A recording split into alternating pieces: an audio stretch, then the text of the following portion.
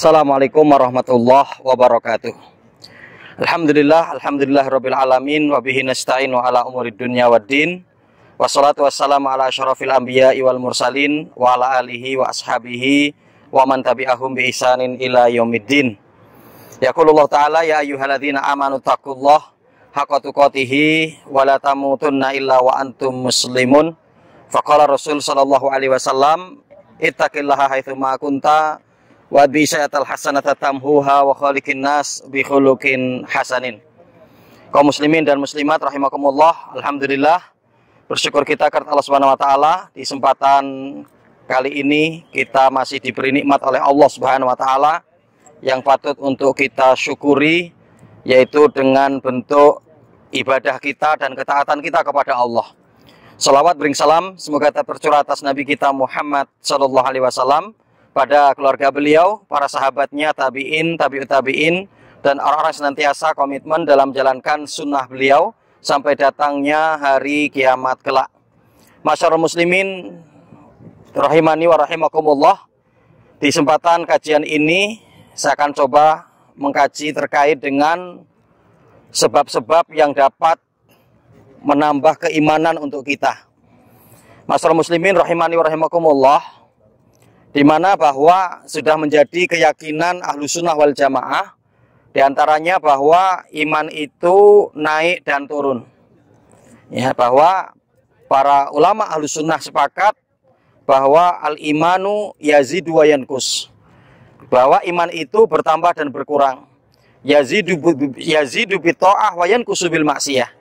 Bertambahnya itu dengan bertolak ukur tambahnya ya ketaatan kita, dan bertanda kurangnya iman kita itu adalah keterjumusan kita ke dalam maksiat. Nah, karenanya perlu kita untuk mengetahui apa saja yang dapat menguatkan iman kita. Hal ini sebagaimana disebutkan oleh Syekh Utsaimin rahimahullah ketika beliau menjelaskan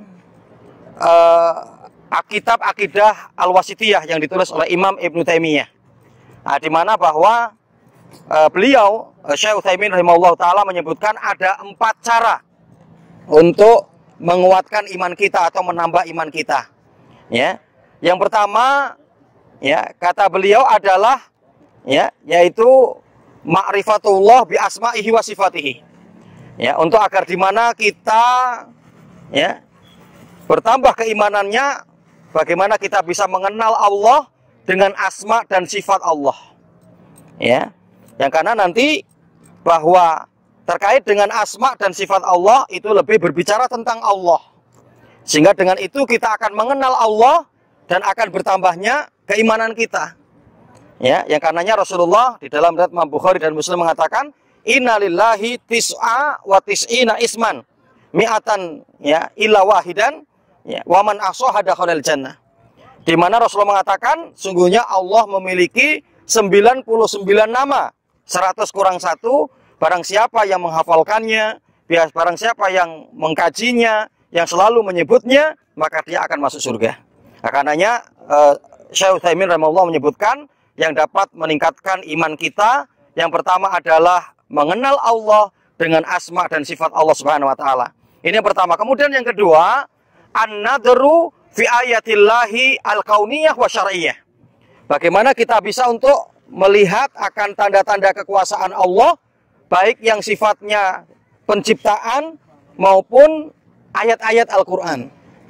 Ya, Masya Allah, kaum muslimin rahimani wa rahimakumullah, kita ini sedang berada di pantai, ya, dan ini adalah merupakan ciptaan Allah, ya, yang kita tidak melihat di manakah tepi daripada pantai ini. Nah, ini untuk menunjukkan bahwa Masya Allah, ya, kekuasaan Allah, kuasa Allah Subhanahu wa taala itu sangat luar biasa. Ya, bahwa Allah menciptakan alam semesta ini, Allah menciptakan pegunungan, Allah menciptakan langit, Allah menciptakan ya bumi, dan semuanya itu untuk dimana bahwa kita yakin bahwa yang menciptakan itu adalah Allah untuk menambahkan keimanan kita. Begitu juga apa? Dengan ayat-ayat syariah, dengan ayat-ayat Allah yang ada dalam Al-Quran ataupun apa yang disampaikan oleh Rasulullah. Nah, itu untuk kita pelajari, untuk kita kaji, kita pahami, kita hafalkan, dan kita amalkan dalam kehidupan kita. Nah, ini yang kedua. kiat yang disebutkan oleh Syekh Utsaimin dalam rangka untuk menguatkan iman kita adalah an-nadhru fi ayatillahi al-kauniyah wa syar'iyyah. Adapun kemudian yang ketiga adalah ya, kathratul ihsan taqarruban ilallahi azza wajal. Bagaimana kita untuk memperbanyak amal kebaikan. Ya, untuk memperbanyak amal soleh. Ya, memperbanyak ya, melakukan ketaatan kepada Allah, baik itu dengan sholat yang diwajibkan oleh Allah, melengkapinya dengan sholat-sholat sunnah yang ada, begitu juga dengan puasa yang diwajibkan oleh Allah, dan kita juga melengkapi dengan puasa-puasa yang disunahkan, ya, begitu juga dengan infak sedekah kita, ya, ucapan baik kita, menolong orang, membantu orang, ya, nah ini merupakan semua adalah kebaikan, nah di mana di antara kiat untuk meningkatkan iman kita, yaitu dengan kasratul ihsan, kita banyak melakukan ya kebaikan-kebaikan. Itu yang ketiga. Adapun yang keempat, yang terakhir, Syekh Utsaimin rahimahullah menyebutkan yang dapat menguatkan iman kita, yang keempat adalah tarkul maksiyah. Bagaimana kita mampu untuk ya menjauhkan diri kita, ya berusaha semaksimal mungkin untuk menjauhkan diri kita dari kemaksiatan dan dosa. Karena tidak ada lain ya kemaksiatan dan dosa itu kecuali hanya akan mengotori hati kita. Ya sehingganya Rasulullah di dalam riwayat Imam Muslim pernah mengatakan, sesungguhnya tidaklah ketika seorang hamba muslim yang dia terjerumus kepada perbuatan dosa, kecuali telah ternoda dalam hatinya satu titik noda hitam. Ya, ketika itu terus ditambah dengan maksiat berikutnya, dengan dosa berikutnya, maka dapat menjadi hitam. Ya, dapat kemudian menjadi tertutup. Ya, sehingganya itulah akan mengotori hati, menjadikan lemahnya seorang untuk melakukan ketaatan kepada Allah Subhanahu wa taala.